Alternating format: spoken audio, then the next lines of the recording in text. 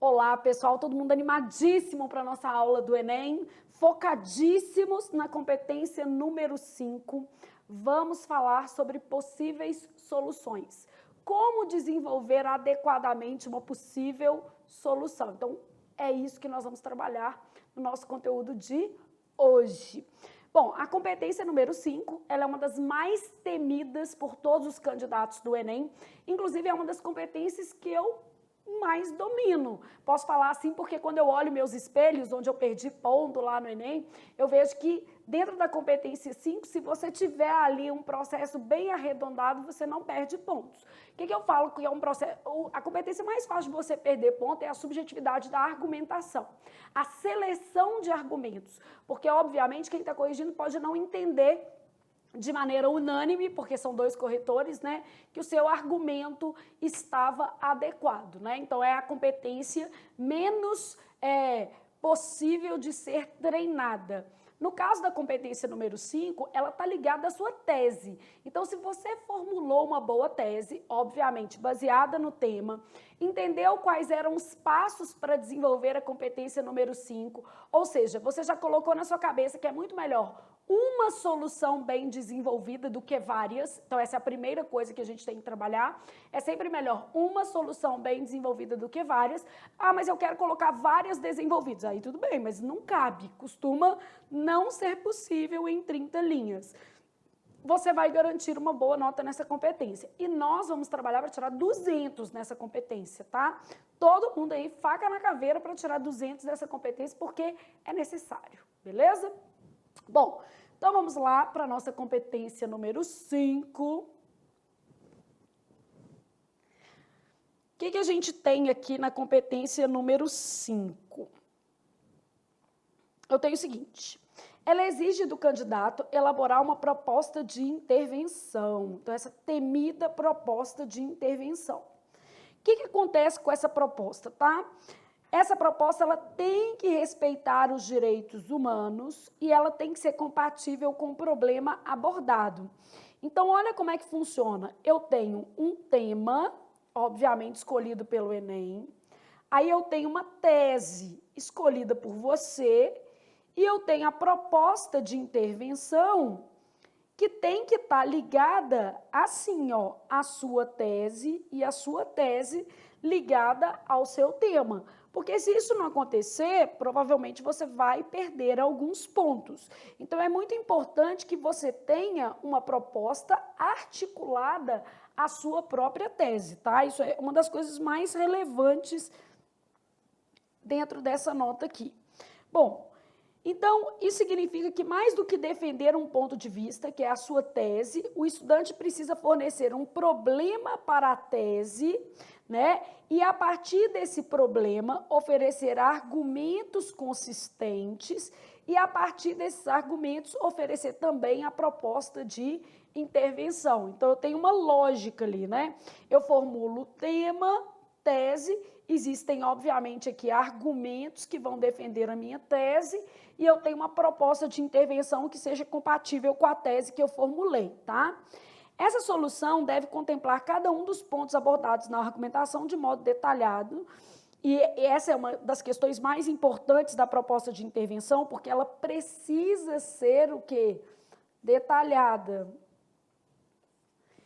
E ela tem que refletir, obviamente, seus conhecimentos de mundo com coerência. Tem que ter sentido, tem que fazer sentido o que você está propondo para ser desenvolvido. É necessário que a proposta, então, respeite os direitos humanos, ou seja, ela não deve romper com valores como cidadania, liberdade, solidariedade, diversidade, o quê? Cultural. Então, tem que ter muito cuidado, porque você tem que respeitar os direitos humanos.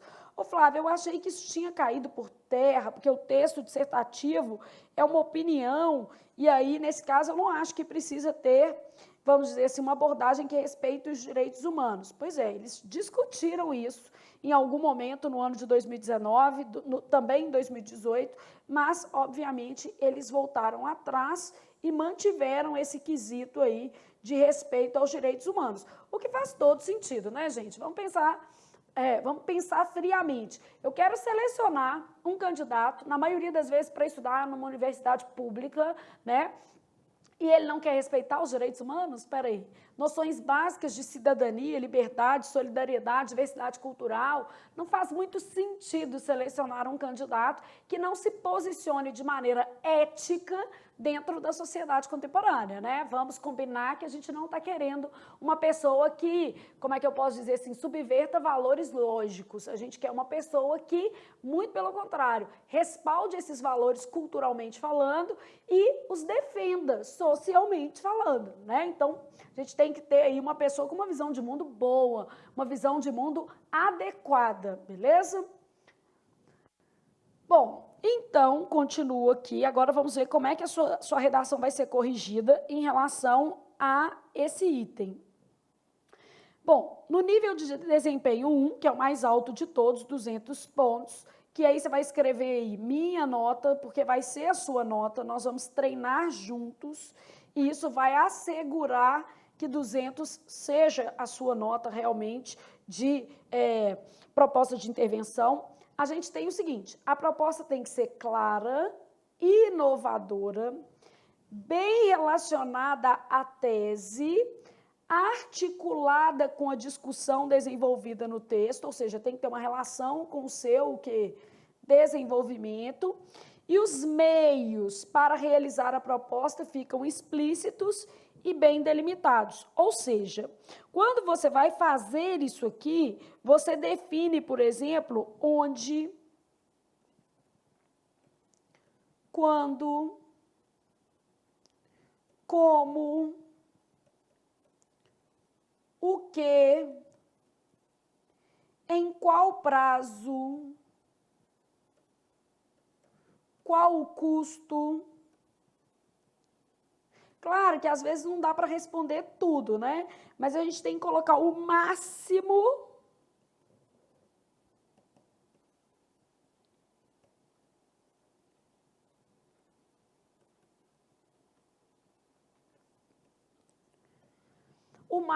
possível de o quê? Detalhes. Então, a gente tem que fazer um roteirinho para trabalhar garantindo essa nota aí de 200 pontos. Eu vou fazer com vocês 2 propostas de intervenção, só para vocês terem uma ideia, e é claro que ao longo do nosso curso nós vamos fazer tantas outras, tá? Mas só para você se organizar melhor aqui.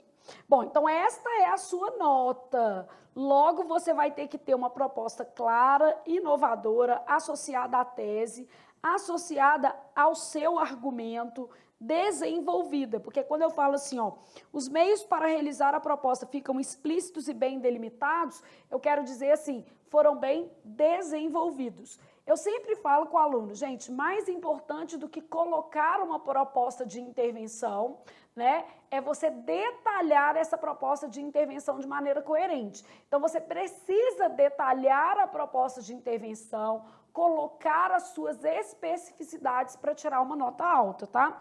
O aluno que não detalha, ele não alcança a pontuação máxima nesse item, beleza? Nível 2. Flávia, o que mudou aqui no nível 2, que já é uma nota que você se recusa a ter? Não, Flávia, para mim essa está ótima. Não está, porque a gente pode treinar para ganhar 200, tá? No nível 2, a gente elabora uma proposta clara, relacionada à tese, bem articulada à discussão desenvolvida no texto. Eu tenho os meios explícitos, então os meios para colocar a proposta em ação são explícitos. O que me falta e o que eu não tenho, significativamente inovadora. Então, em relação ao item 1, né, você vai perder menos 40 pontos por causa disso aqui, ó, porque não é inovadora. Então, nós vamos trabalhar algumas possibilidades de inovação. Então, basicamente, a gente tem que trabalhar isso. Aqui seria o seguinte, vou pegar um tema bem básico, tipo coronavírus, tá? Só para você raciocinar. Se eu propusesse como medida uma vacina, né, desenvolvida por todos os países, que essa vacina ela não pudesse ser patenteada por nenhuma nação, já que se trata de uma pandemia, eu ia desenvolver, eu ia fazer uma coisa bem legal. Só não é uma medida o quê? Inovadora. Então essa daí só é uma coisa óbvia. A maior busca, obviamente, no momento da pandemia seria por uma vacina. Então esse daí não é uma coisa inovadora. Flávia, se eu propusesse o uso da cloroquina como forma de tratamento, isso não é inovador, isso é um problema, porque do ponto de vista da coerência, você não tem fundamentos científicos da eficiência desse medicamento. Então, embora, por exemplo, o governo brasileiro tenha considerado essa possibilidade, não é a melhor abordagem. Então, a gente fazer essa leitura para poder trabalhar aí dentro do texto. Então, a cloroquina não seria uma boa, você ia perder mais pontos do que o nível de desempenho 2. Vacina, você ia estar no 2 só porque não é inovadora. Flávia, como é que eu estaria no nível 1? Você vai poder falar sobre robôs que são usados para esterilizar áreas hospitalares e aí, nesse caso, diminuindo a contaminação, principalmente entre os profissionais da área de saúde que são muito afetados. Você vai pegar a mesma lógica dos robôs, que eles também podem ser usados, acoplados a drones para comandar a esterilização de áreas específicas com maior índice de contaminação. Então, existem algumas soluções que são menos previsíveis e que vão poder atuar aí. Só que você tem que lembrar uma coisa. Vírus não tem cura. Então, primeira coisa que se você propuser cura para o vírus, isso não vai acontecer. O que você vai ter é o seguinte, a vacina vai prevenir as pessoas quanto à contaminação, o uso de robôs também vai prevenir, vamos dizer assim, uma contaminação maior. Então, a sua proposta é reduzir a contaminação. Então, tem que raciocinar bem no que você está fazendo, beleza? Então, essa vai ser, a gente pode propor formas de tratamento ou de não contaminação para vírus, beleza? Não vai prever aí, vamos dizer assim, uma cura. A gente trata os sintomas, ok? E aí isso tem que ficar muito claro para o menino, para ele estar associado, inclusive, com outras áreas do conhecimento, né? Bom, nível de desempenho 3. O que eu vou fazer aqui, ó? O estudante alcança o nível de desempenho 3, elabora uma proposta de intervenção relacionada ao tema. Olha aqui, ela está boa, mas ela não está articulada à discussão desenvolvida o quê? No texto. Ou seja, você tem aqui tema, aí tinha tese aqui para você ganhar a sua nota e tinha proposta, né? E as coisas estavam articuladas dessa forma. Aqui, olha o que você faz. Articula a proposta diretamente ao tema e ignora a sua tese. Bom, a proposta está mais ligada ao tema de modo genérico do que a tese apresentada pelo próprio candidato. A sua proposta aqui, ela é uma proposta boa, ela faz sentido. Então, ela é uma proposta boa, só que ela está relacionada ao tema. Ela foi bem desenvolvida, ela não está corretamente associada à sua tese. Então, é isso que você vai ter que avaliar. Às vezes, a proposta está boa, bem desenvolvida, bem estruturada, mas não está relacionada à sua tese. Então, você já percebeu que quando eu analiso o seu texto, a nota maior vai para a associação proposta-tese e não proposta-tema. Então, a gente tem que ficar bem atento a isso aí na hora de fazer a proposta de intervenção. Bom, aí você vai acabar com a sua nota, tirando 80 pontos, que é uma nota que a gente nem cogita, claro. E aí, o que vai acontecer? A gente tem uma relação precária com o próprio tema e não está associada com a discussão desenvolvida no texto. Antes, aqui no nível 3, ó, só para você se lembrar, ela não tinha relação direta com a tese, mas a proposta era boa, ela não era precária.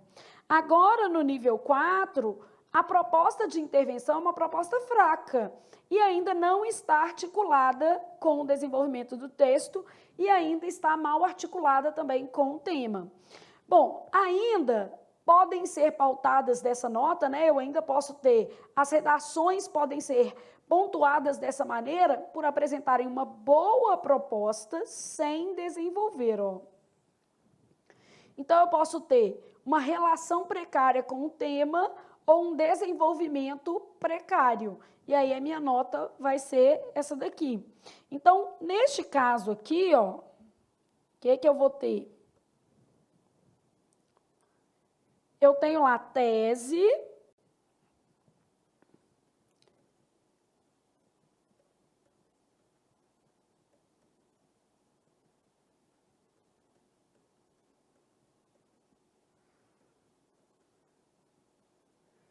e o detalhamento da proposta, tá? Ó, eu tenho uma primeira nota que é o seguinte, ela está enquadrada no nível quando ela se relaciona ao tema de maneira precária e não está articulada o quê? A tese. Então, não tem isso e não tem isso. Ou se não, ela está até associada ao tema e à tese, mas não tem detalhamento adequado, sem detalhamento. Então, vai faltar uma das duas coisas aqui, né? Ou vai faltar esse conjunto aqui, ou vai faltar esse outro conjunto aqui para a gente avaliar a sua proposta. Então, de uma maneira geral, eu estou pegando a proposta e avaliando se ela está associada ao tema, à tese, se ela está bem detalhada e se ela é o quê? Inovadora, tá? Bom, nível 5, horrorosa essa nota, você também não a quer, com certeza, fala assim, essa daqui eu estou passando, né? Então, é uma nota que você não deseja para si mesmo. Ele tem uma proposta de intervenção tangencial ao tema, quer dizer, não aborda o tema, né? Ou que esteja subentendida no desenvolvimento, ela está lá, vamos dizer assim, implícita na argumentação do texto, eu não usei propriamente como proposta. A proposta não está separada, que seria um erro de estrutura, né?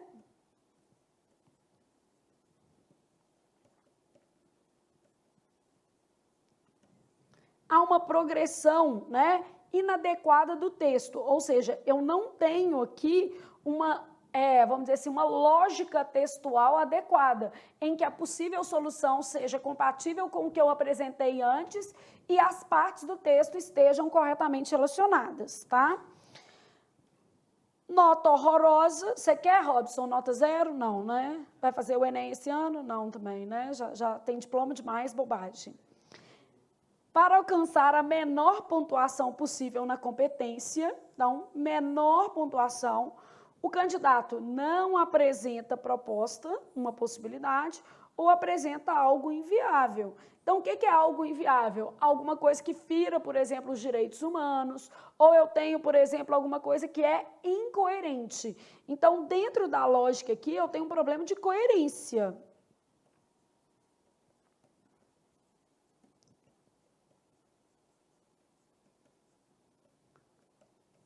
Não há coerência na ação. E isso acontece, tá? Às vezes a gente, vamos dizer assim, vai fazer uma proposta, né? E acaba esquecendo que existe um negócio chamado realidade. Aí a pessoa vai lá e fala assim, melhorar o diálogo entre os adolescentes e os pais. Aí fala assim, propor debates nas escolas em que todos os pais estejam presentes. É lindo, mas é utópico, porque existem crianças que, obviamente, não convivem sequer com os pais no ambiente doméstico, quanto mais conduzi-los à escola. Então, cuidado, que isso pode ser uma utopia. Então, na hora que você colocou esse todos aí, basicamente, você inviabilizou a coerência da sua proposta, tornou a proposta inviável, né? Aí o menino vai lá e fala assim, toda criança tem que comer 2 frutas por dia. Não, tá, beleza, isso aí é uma previsão constitucional muito nobre. O problema é o seguinte, na prática, isso não é possível. Então, a gente também tem que separar o que é uma solução viável. Então, a gente tem que olhar a viabilidade da solução na hora de apresentar, beleza? Se não, né, algo inviável do ponto de vista lógico, você pode, inclusive, ganhar 0. Ô Flávia, mas e se minha solução foi em parte viável, aí eu vou tirar 0? Claro que não, né, gente? Se for em parte viável, provavelmente você vai cair no item anterior, vai ser tangencial, então depende um pouco, né, do que você tiver escrito. E eu falo que a análise, ela só é boa no caso concreto, a gente tem que avaliar o que realmente o menino fez para poder fazer sentido ali essa análise, beleza? Bom, agora vamos fazer um quadro resumo aqui dessas competências. Você já sabe mais ou menos o que a gente tem que corrigir no seu texto.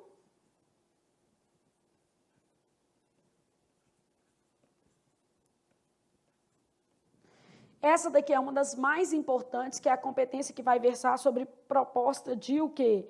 Intervenção. Então, a gente ter toda essa lógica das propostas de intervenção mapeadas, né? Então, vamos aqui dividir os nossos níveis.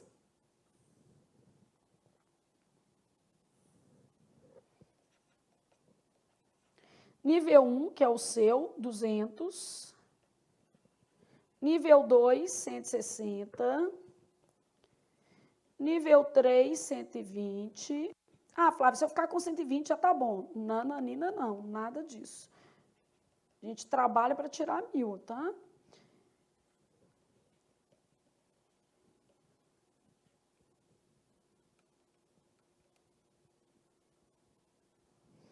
Então, basicamente, a gente já sabe que a gente quer ficar aqui, ó. Porque no caso da proposta de intervenção, a gente treina, tá? Então, a gente quer ficar no primeiro nível, com certeza. Flávia, então, o que eu estou olhando aqui para essas competências, basicamente? Ó, eu estou olhando primeiro, dentro da proposta de intervenção, se ela está associada à tese.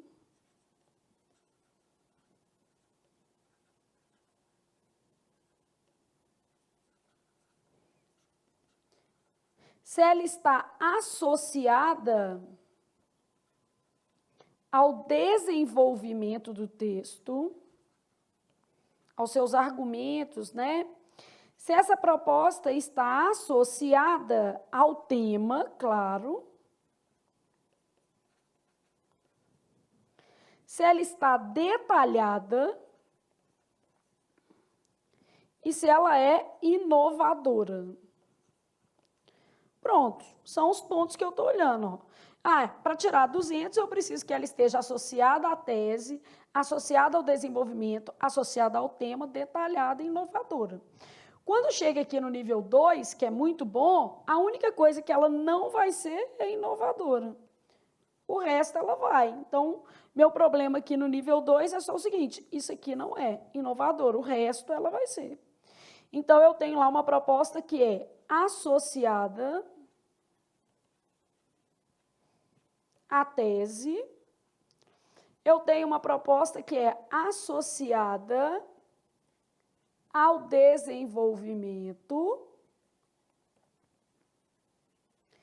Eu tenho uma proposta que está associada corretamente ao tema e que ela está corretamente detalhada. Só que ela não é inovadora, é uma proposta mais previsível. Então, por fazer o mais previsível, você perde um pouquinho de pontos. Ah, é muito? Não, mas faz falta, tá? Então, a gente não quer perder isso aqui. Bom, quando chega aqui no nível 3, o que vai acontecer, tá? Flávia, eu fiz uma boa proposta, mas ela não é inovadora. E ela também não está bem associada à tese e nem ao desenvolvimento. Isso aqui eu vou cortar. Então, nesse caso, ela não está associada à tese e ao desenvolvimento, não é inovadora. Essa proposta de intervenção ela é boa, mas é geral. Ou seja, ela trabalha o tema. Então, ela está associada ao tema.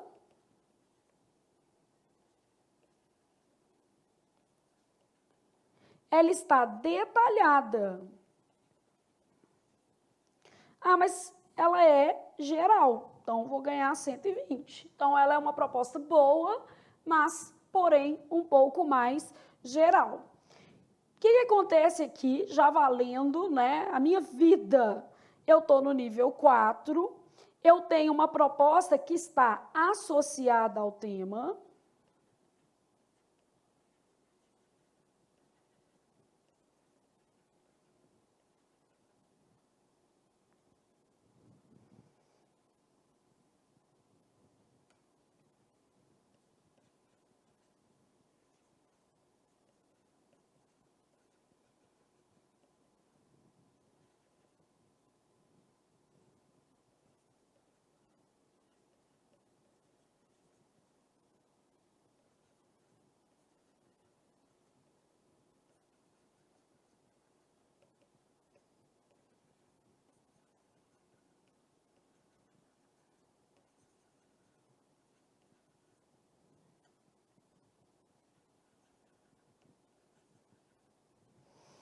O que falta aqui, né? Eu não tenho uma proposta relacionada à tese e nem relacionada ao argumento utilizado no texto. Isso aqui não tem. Então, eu vou ter duas possibilidades para chegar nessa nota. Ela está associada ao tema, só que não detalhou. Aqui ela estava associada ao tema, detalhando. Ou ela está associada de forma precária ao tema, mais desenvolvida. Ou seja, tem pouca relação com o tema, mas foi desenvolvida. Então, duas formas aqui para eu chegar nessa nota. De qualquer maneira, não é a nota que você quer, porque você quer ficar aqui, ó, tudo vermelhinho, né? Bom, aí, para você chegar nesses níveis péssimos, você vai ter de se lembrar de que vai depender de você, obviamente. Ou seja, você, se não escolher bem os argumentos e defender uma tese de maneira coerente, não vai conseguir estabelecer uma relação entre a sua proposta, né, e o que está no seu texto. Então, aqui eu tenho uma proposta.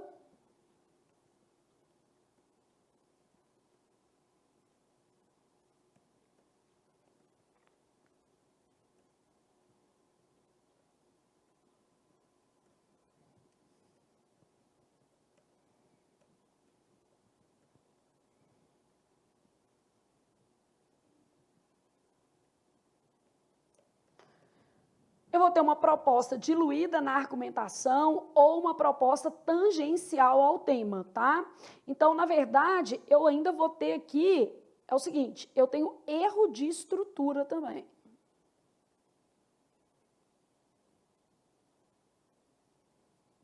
Então, eu já tinha errado muita coisa, eu acrescentei aqui um problemão no meu texto. Quer dizer, não vai ter associação com a tese, não tem associação com o argumento desenvolvido, né? Não é inovadora, não está bem desenvolvida, nem bem detalhada, ela está diluída ou é tangencial ao tema, beleza? Aqui ela é associada ao tema, ou é associada de forma precária, mas veio, né, desenvolvida. Aqui assim, a gente sempre vai ter um problema estrutural, essa proposta não está clara dentro do texto, tá? Nível 6, pior nível, nota 0. Primeira opção é isso aqui, ó. Não há proposta. Ah, tem aluno que faz isso? Tem, claro.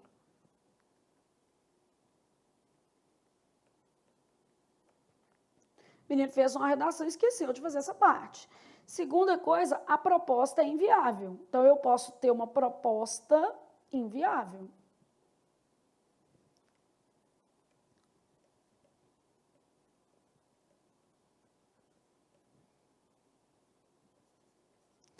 Então, ou seja, falha na coerência também, né? Eu não tenho estabelecimento aqui de uma relação lógica. Então, basicamente, a gente já sabe o que a gente quer para o nosso texto. A gente olha e fala assim, como é que eu quero um texto escrito? Eu quero uma proposta associada à tese, associada ao desenvolvimento, associada ao tema geral, bem detalhada e inovadora, porque eu preciso ficar com esta nota. É a nota do meu coração. Então, é isso aqui que você quer. E aí, isso é trabalho, gente. Basicamente, você consegue ter essa nota. A questão tem muito mais a ver com o aluno treinar. É um parágrafo só, a gente vai separar dentro do texto ali um parágrafo de 6 a 8 linhas para fazer esse detalhamento. Você tem que ter pelo menos umas 3 frases para suas ideias ficarem organizadas e harmônicas e você vai conseguir. Então, a questão é como você vai trabalhar a proposta de intervenção dentro do texto, beleza? E esse esqueminha aqui te ajuda na hora de pensar a correção. Como é que o meu texto vai ser corrigido? Isso aqui já te dá uma lógica, né? Dependendo do que eu escrevi, você já entendeu ali onde é que você está falhando, beleza? Agora eu vou fazer com vocês, ó. Vou separar um tema, beleza? Então, eu vou pegar aqui um tema que é a superlotação dos presídios.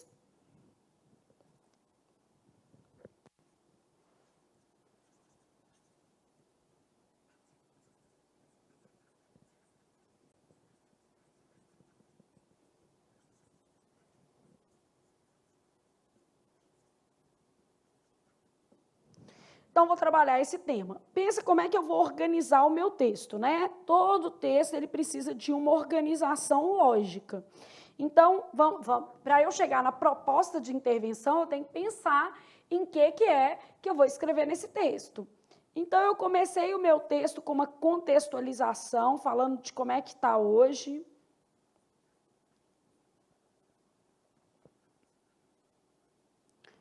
Falei das várias rebeliões e tal, só que o meu tema, superlotação, beleza?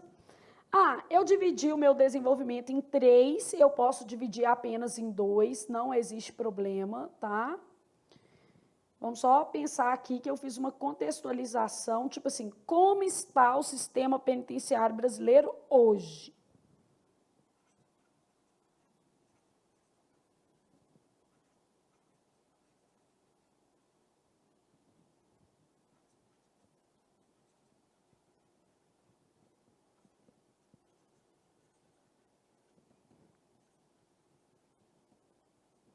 Então, essa contextualização. Falei de rebeliões, falei de condição de ressocialização e tal, parará. Aqui eu respondi assim, ó, porque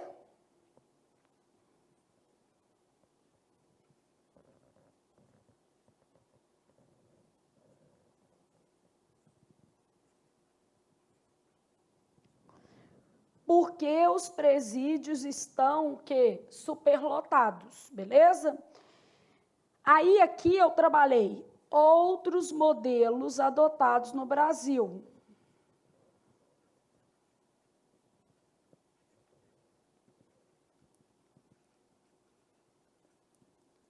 Eu falei de presídios privatizados, né?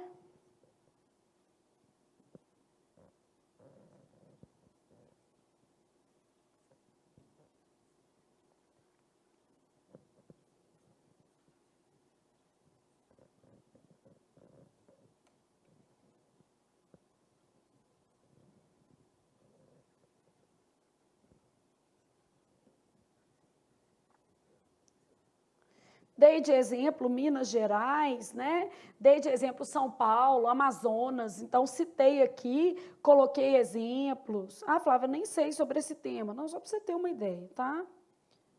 Então, citei aqui algumas referências. Bom, neste parágrafo aqui, eu coloquei quais são, vamos dizer assim, as possibilidades do Estado. O que o Estado tem feito, né? Só que o Estado, ele está aqui, ó, nessa situação.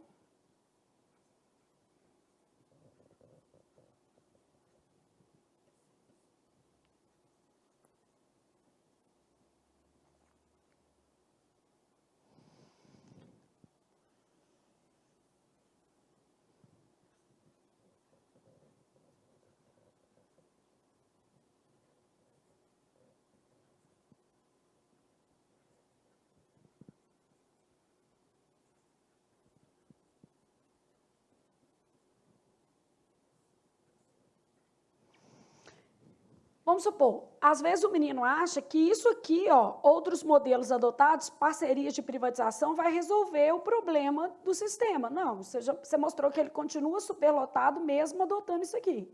Continua superlotado. existem casos de omissão do Estado, continuou superlotado.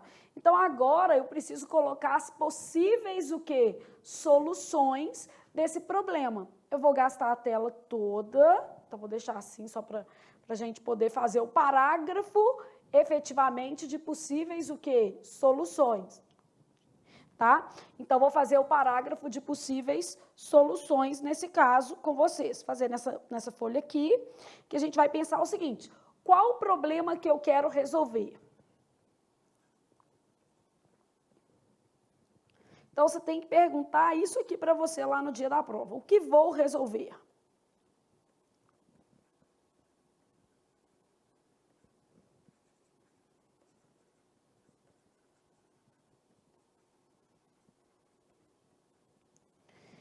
Claro que não existe uma solução só. Eu tenho que tratar algumas possibilidades e vou apresentar uma delas. Então, eu vou colocar assim, ó.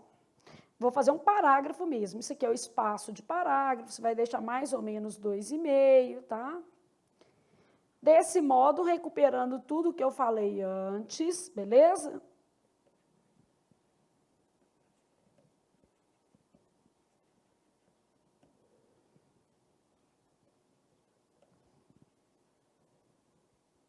Subir no morro, vou só dar uma ajeitada nessa letra.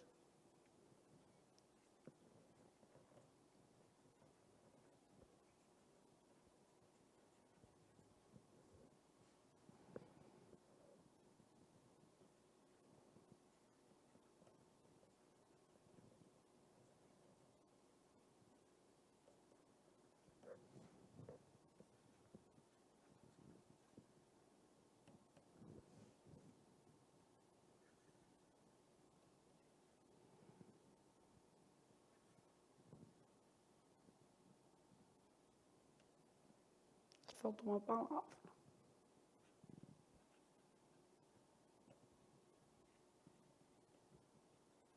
Depois eu leio, corrijo tudo, tá, gente?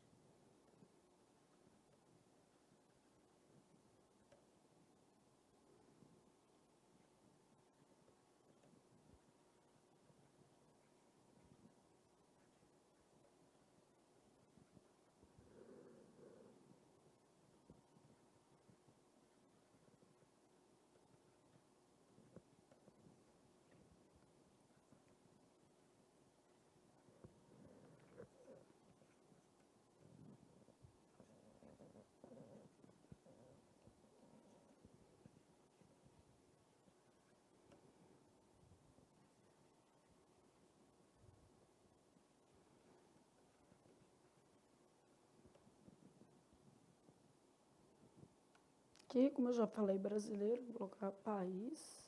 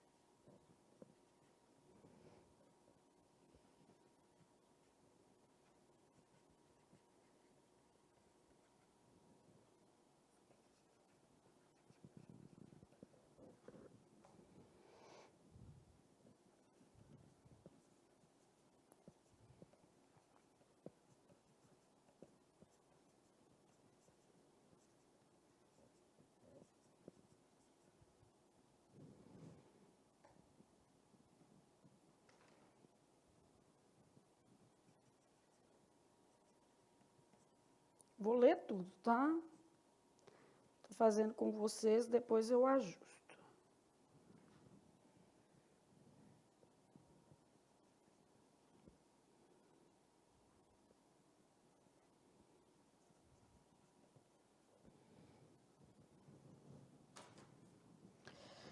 Vamos avaliar aqui, vou mudando e acrescentando alguma coisinha, caso eu acho que é necessário. Deixa eu pegar aqui uma outra cor, que aí eu vou apagando e mudando, tá? Então, vamos supor que eu tivesse aqui para trabalhar, acho que vai até me caber aqui no cantinho, achei que não ia caber. Desse modo, para reduzir o número de presos no sistema carcerário brasileiro, então aqui eu coloquei uma conjunção conclusiva, só para você entender como é que a gente fez isso aqui, tá? Para reduzir finalidade, que é para reduzir. Aqui eu fiz uma retomada do tema, ó, para reduzir o número de presos no sistema carcerário brasileiro. Então, o problema era da superlotação, então eu fiz a retomada do tema. Deve-se diminuir o número de detentos provisórios. Então, eu dei uma pesquisada e olhei assim, ó, qual é a solução mais em conta? Eu esqueci de falar isso, mas essa é também uma das mais baratas, tá? Então, deve-se diminuir o número de detentos provisórios. Aí, coloquei um dado de por que isso é importante, ó, estou desenvolvendo. Por que eu tenho que fazer isso? Aqui, ó. Então, cerca de 40% dos mais de 600 mil presos no país ainda não foram julgados. Dá celeridade aos processos penais. Aí, agora aqui, ó. Então, são presos provisórios porque não foram julgados. Se eles não foram julgados, o que eu tenho que fazer? Dar celeridade. Estou te mostrando como é que eu estou juntando as informações. Dar celeridade aos processos penais por meio da contratação de mais defensores públicos e da fixação de multas por atrasos em processos com penas privativas de liberdade mostra-se fundamental nesse contexto. Então, a gente está falando assim, ó, que a celeridade ela vai vir com duas coisas: mais defensores públicos e multa por atraso. A pessoa deveria sair e você acabou não fazendo o julgamento. Gente, muitos são absolvidos e ficaram em penas privativas de o quê? Liberdade. Então, esse é um problema que deve ser resolvido, né? Então, você vai colocar assim, ó.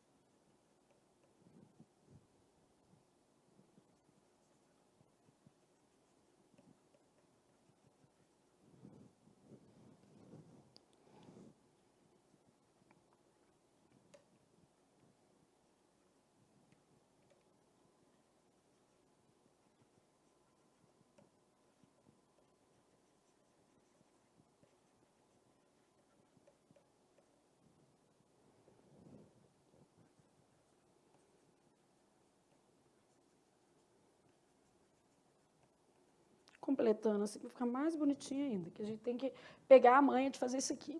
Então, eu tenho lá assim, ó, desse modo, para reduzir o número de presos no sistema carcerário brasileiro, deve-se diminuir o número de detentos provisórios. Cerca de 40% dos mais 600 mil presos no país ainda não foram julgados. dá celeridade aos processos penais por meio da contratação de defensores públicos e da fixação de multas por atrasos em processos com penas privativas de liberdade, mostra-se fundamental nesse contexto. Aqui, ó, para não ficar processos e processos, estão vendo que tem processo aqui, trocar isso daqui, ó. Pra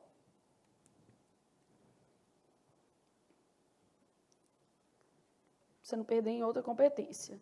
Dá celeridade a ações penais por meio da contratação de mais defensores e da fixação de multas por atrasos em processo com penas privativas de liberdade, mostra-se fundamental nesse contexto. Então, você está explicando como que você vai resolver esse problema aqui dos detentos provisórios. Você tem que ter multa por atraso, né? O juiz ficou lá com o processo parado, ou a outra opção, mais defensores e as duas combinadas, né? Aí eu tenho lá assim, a medida tem custo baixo se comparada com indenizações pagas pelo Estado quando o preso é absolvido. Então, na verdade, você tem um outro problema, né? Se você condena depois que a pessoa já cumpriu pena ou absolve depois que a pessoa já cumpriu pena, você pode ter aí o problema das indenizações, que é constante aqui no país. Então, a medida tem custo baixo se comparado com indenizações pagas pelo Estado quando o preso é absolvido. Assim, trata-se de uma ação relevante para amenizar a superlotação dos presídios nacionais. Então, mais ou menos isso aqui, só para você ter uma lógica de como fazer uma possível solução. Quanto mais completa ela for, mais próximo você estará dos 200 pontos. Ô, Flávia, mas não é fácil. Não estou falando que é fácil, não, mas o aluno tem que tentar ali colocar em ordem as suas ideias. Vamos dar uma olhada nas articulações dessas possíveis soluções. Vou marcar os conectores aqui, só para vocês perceberem as formas de coesão desse trecho, tá? Então, eu coloquei aqui um conector, que foi o desse modo, para reduzir o número de presos. Taranana. Aí, coloquei aqui, ó, ainda marcando uma ação temporal, dá celeridade a ações por meio, causa, né?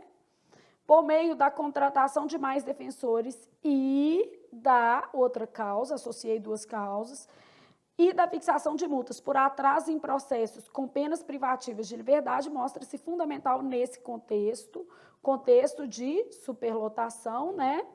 A medida tem custo baixo, condicional, se comparada com indenizações pagas pelo Estado, quando o preso é absolvido. Assim, trata-se de uma ação relevante para amenizar a superlotação dos presídios nacionais. Aqui, ó, para não ficar para e para, eu ainda posso trocar esse daqui, ó, por outro, para ficar mais bonito ainda.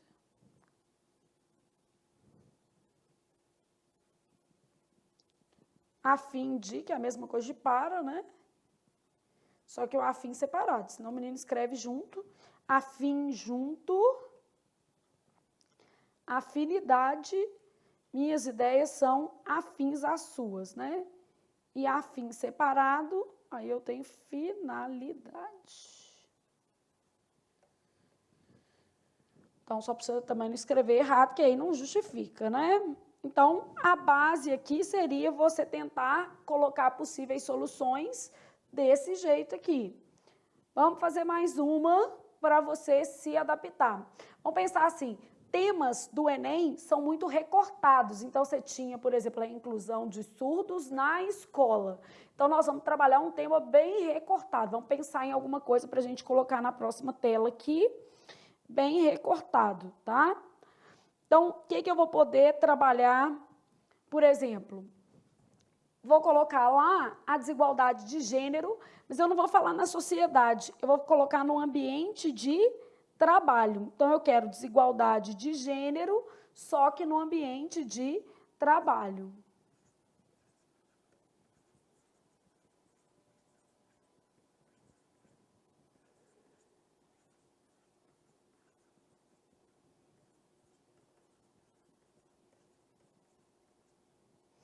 Então, é claro que eu abordei lá que as mulheres, em média, ganham menos que os homens. Eu trabalhei toda essa lógica que a gente sabe que é própria aqui. Vou só dar uma endireitada aqui.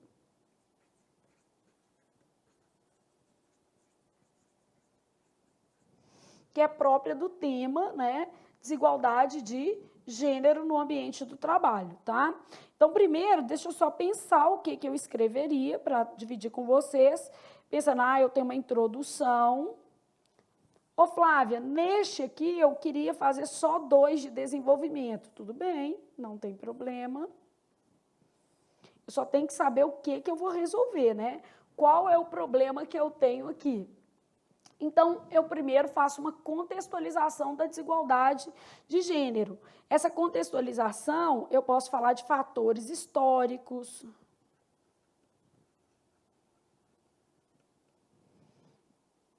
Beleza? Aqui, ó, vou colocar no Brasil só para a gente recortar ainda mais, tá?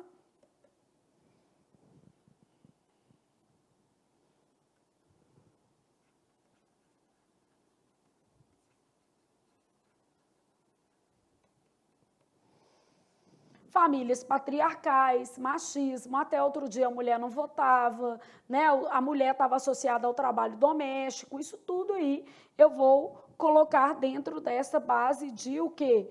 Contextualização. Bom, aí eu vou pensar em qual problema eu quero resolver.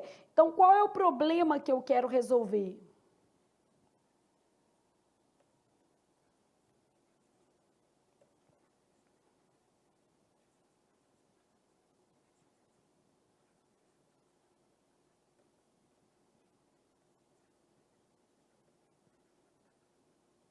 Aí, olha o que eu comecei falando. Eu coloquei assim, ó, tem um lugar que é bem isonômico. Qual que é esse lugar? O concurso público. O concurso, ele acaba tratando aqui as pessoas da mesma forma. No concurso público não tem isso de homem ganha mais que mulher. Então, eu mostrei que existem aí vias, né? Nas empresas públicas,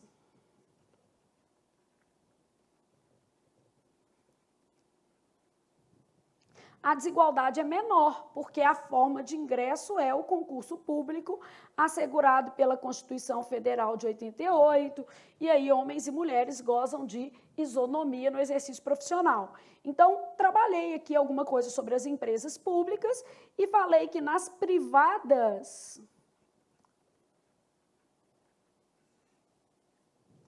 existem alguns mitos, alguns estereótipos sociais, né, que acabam impedindo a contratação das mulheres. Então, a questão da licença maternidade, né, a questão de as mulheres estarem mais afeitas à criação dos filhos, terem mais problemas em relação, vamos dizer assim, ao trabalho em função dos filhos. Claro que eu acho que nada disso é verdade, que tá eu aqui, uma mulher com 3 filhos que trabalha pra caramba, e isso não faz a menor, vamos dizer assim, diferença na qualidade do que você pode oferecer à sociedade. Mas a gente sabe que as empresas privadas nem sempre vão trabalhar nessa lógica. Então, reduzir a desigualdade de gênero nas empresas, você falou que, você fez aqui uma dicotomia entre as empresas públicas e as empresas privadas, que aqui a gente tem um ambiente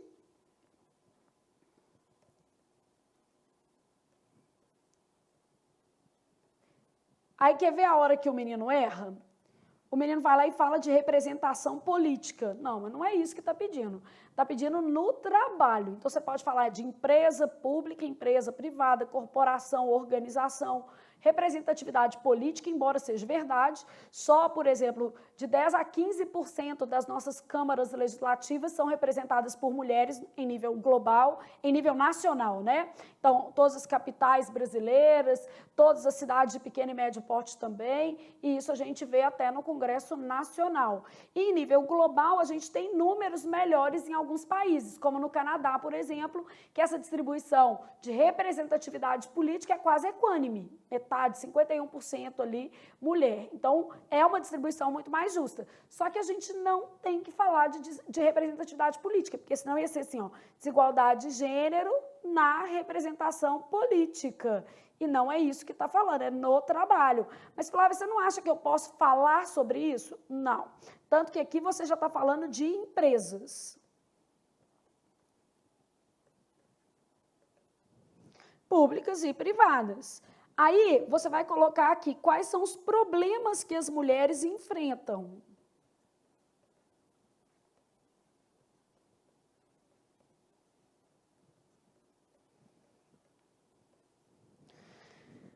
problemas enfrentados, basicamente, você vai falar o seguinte, né?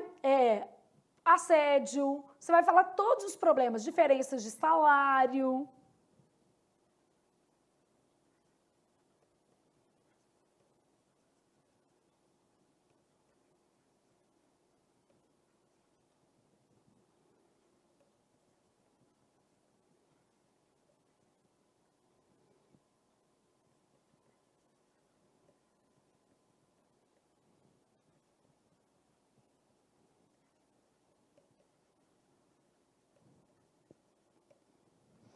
Assédio, diferença salarial, dificuldade para ocupar cargos de prestígio.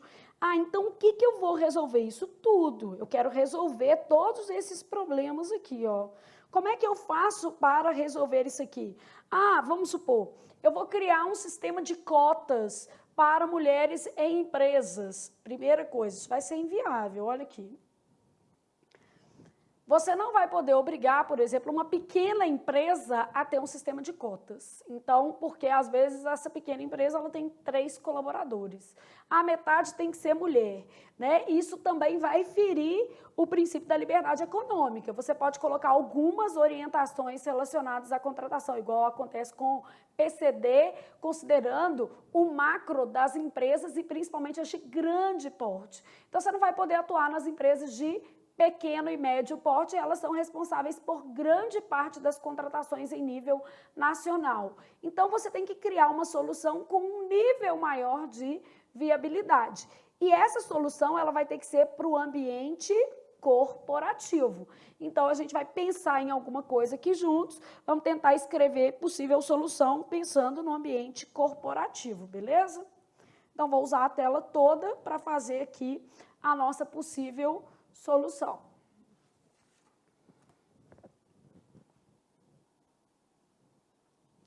Então, eu tenho que pensar que eu não vou trabalhar desigualdade de gênero no geral, né? Eu estou trabalhando isso aqui, ó, como resolver a desigualdade, e no Enem é sempre muito específico, né?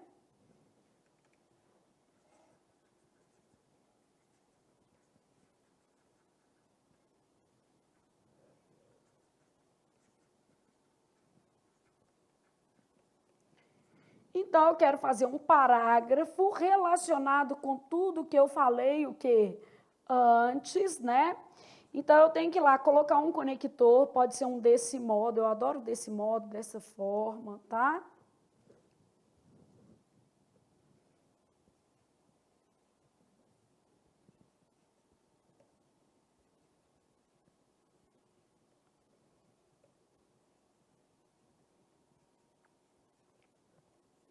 Eu sempre retomo o tema para fazer uma coesão, né?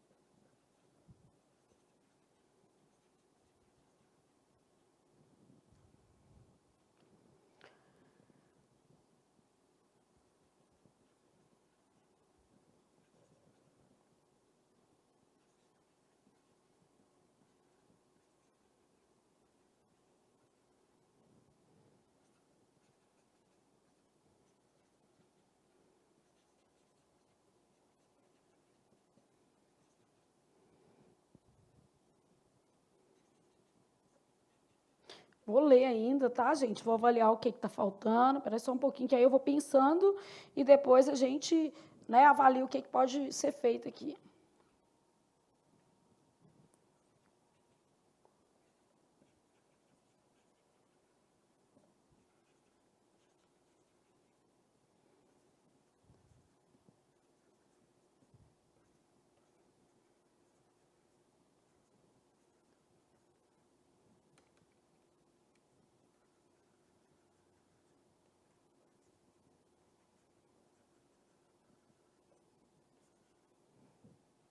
No lugar certo, agora não vai me caber. Não tem problema. Vamos avaliar o que a gente fez, tá? pegar uma canetinha de outra cor, qualquer coisa eu vou mudando, se faltar uma crase, pode ficar tranquilo que eu vou colocando, que às vezes vai fazendo assim, eu ponho uma a mais, ponho uma a menos, vou corrigindo, tá? Então, desse modo, coloquei aqui uma coesão. Para estabelecer a igualdade de gênero, coloquei aqui a finalidade, o que eu estou querendo fazer. Isso daqui, ó, estabelecer a igualdade de gênero como norte estratégico em uma organização. Isso aqui é a retomada do tema. E aí eu só parafraseei para não escrever 10 vezes da mesma forma, né? Deve-se iniciar o processo pela análise de dados. Então, eu fui colocando etapas, ó. Primeiro, análise de dados, só para você entender como é que eu fiz aqui. A partir dos números apresentados, gestores de recursos humanos. Então, quem? Gestores de recursos humanos, tá? Poderão propor ações específicas. Ah, tá vago, não vou falar quais são. Ações específicas como contratação, promoção ou suporte para desenvolvimento pessoal. Eu posso contratar mais mulheres, promover as que existem ou ajudar no desenvolvimento dessas mulheres dentro do ambiente de trabalho.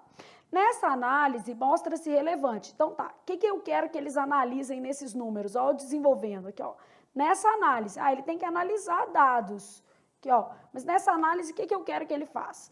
Mostra-se relevante avaliar nível de instrução, salário, produtividade, para uma visão global das ações. Então, para você saber aqui, eu tenho que olhar assim, ela estudou mais e ganha menos, tem um problema. Ela ganha menos e produz mais, tem um problema. Então, eu estou fazendo essa relação entre nível de instrução, salário e o quê? Produtividade.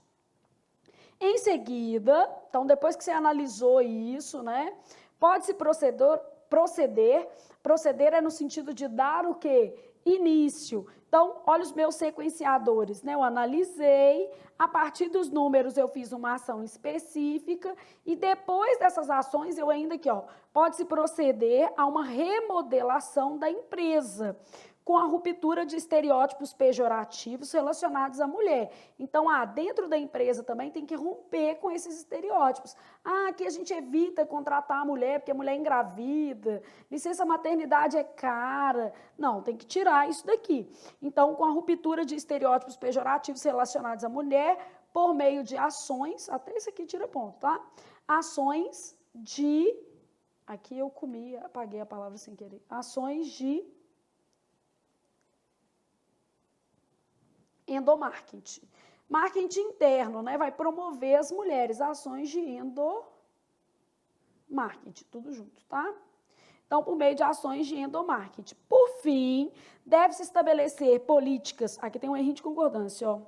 Devem-se estabelecer, por isso que é bom revisar, porque políticas devem ser o quê? Estabelecidas. Devem-se estabelecer políticas claras de bonificação, premiação e promoção para dar iguais condições a ambos os gêneros, de ascensão no sentido de elevação, né, profissional. Então, eu estou mostrando o seguinte, olha, a política de promoção não pode ser uma política do tipo assim, quem eu gosto é promovido, não é isso. A política de promoção, ela deve atender a critérios objetivos. Então, aqui, ó, políticas claras de bonificação, premiação e promoção. Ou seja, ser promovido, você tem que fazer isso. Fez, sendo homem ou mulher, alcança a promoção, né? Então, para dar iguais condições a ambos os gêneros de ascensão profissional. Acho que ficou um parágrafo legal, que não existe texto perfeito. E eu sempre dou a minha cara a tapa, porque eu faço com vocês. Tem professor que não faz, eu faço, eu corrijo o seu e faço o meu. Por que eu faço com vocês? Porque eu acho que esse é um momento de construção dentro da sala de aula, né? Então, é por meio desse momento que você vai sentir mais confiança. Você já percebeu que não é uma questão de acertar tudo, por exemplo, no Enem, é uma questão de organizar bem as ideias. Então, para estabelecer a igualdade de gênero como norte estratégico em uma organização, né, uma política de igualdade de gênero, deve-se iniciar o processo pela análise de dados. Vai começar analisando os números. A partir dos números, para não repetir dados, eu coloquei números, ó. A partir dos números apresentados, gestores de recursos humanos. Quem? Então, são os gestores de recursos humanos. Poderão propor ações específicas como contratação, promoção ou suporte de desenvolvimento pessoal. Nessa análise, mostra-se relevante avaliar o quê? O que eu vou olhar? Nível de instrução, salário e o quê? produtividade para uma visão global das ações, beleza? Ah, Flávia, tem ações aqui e ações aqui. Vamos tentar tirar?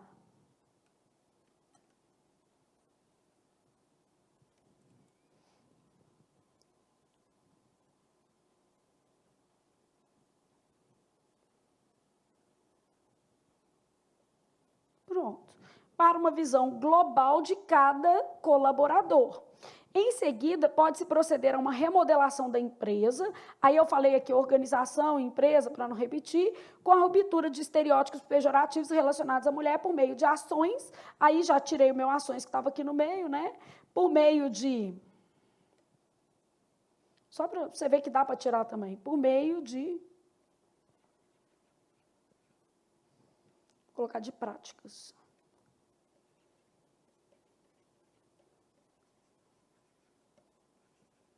De endomarketing.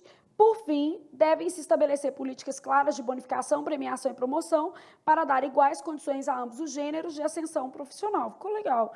Então, a questão é ser mais desenvolvido, né? Eu fiz primeiro, depois vai fazer isso, depois vai fazer isso, vai fazer a ação de endomarketing e, por fim, aqui vai trabalhar recursos claros. Então, essa é bem desenvolvida mesmo, teria que caber em mais ou menos 8 linhas, porque também não adianta.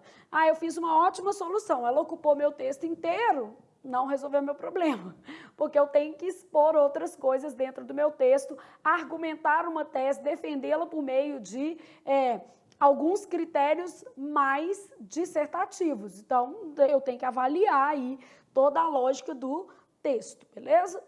Bom, então, gente, espero que vocês tenham curtido aí as possíveis soluções. Não vão ser as únicas trabalhadas no curso. Nós vamos ter aula de possíveis soluções fazendo um monte, exatamente para que você aprenda a desenvolver essas soluções, fora as que a gente vai desenvolver fazendo redação, outras que a gente vai desenvolver corrigindo a redação do colega. Então, a gente vai ter vários processos aí para trabalhar esse eixo de possíveis soluções. Eu quero que fique bem claro para você que é melhor propor uma solução bem detalhada do que várias. Ah, eu quero colocar 2, tudo bem, desde que elas estejam de forma coerentemente associadas e que elas sejam detalhadas, porque senão você vai acabar perdendo ponto aí, às vezes, na coerência do texto. Lembrem-se de que vocês precisam resolver um problema no mundo, não precisa resolver o mundo inteiro, né? Então, se você se ativer a um determinado problema, isso já vai ser bem legal. E, Robson, terminamos por hoje, a aula agora deu ok? Pessoal do online, essa aula eu já gravei umas 3 vezes, porque aconteceram vários contratempos aqui entre mim e o Robson, mas aí já... Problemas técnicos, chamado tomada, né? Então, entre mim e Robson aqui, vários contratempos, mas, graças a Deus, já foram resolvidos. E não tem entre eu e o Robson não, tá, gente? Que isso é errado do ponto de vista da norma culta. Então, beijão e a gente volta semana que vem.